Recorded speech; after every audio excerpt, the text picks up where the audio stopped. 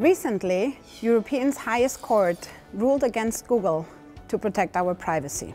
This may effectively change the way we use the internet from now onwards. But in order to see if that really is going to happen, one has to understand first the implications of the ruling, and second, we will have to analyze implementation possibilities. The object of the ruling was actually threefold. The first one was about territory. So the European Court has ruled that no matter where the data are being processed, if the action actually happened on a certain concrete territory, the citizen affected, the person affected, is going to be protected by its local law.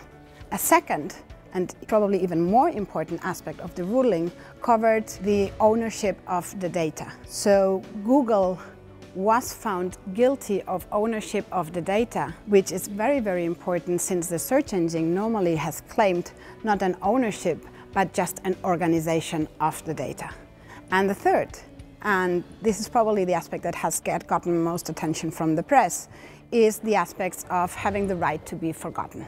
Also in the third aspect, Google was found guilty, and from now on, if we want, we can actually go back to Google and claim that we have a right to be forgotten, so that those data for which we are claiming will be effectively deleted from all of Google's search servers and databases, and with that, nobody will find that information ever again. So that's the theory. Implementation, as usually, will be way more complex. First thing is that not even the highest court knows how to enforce that rule.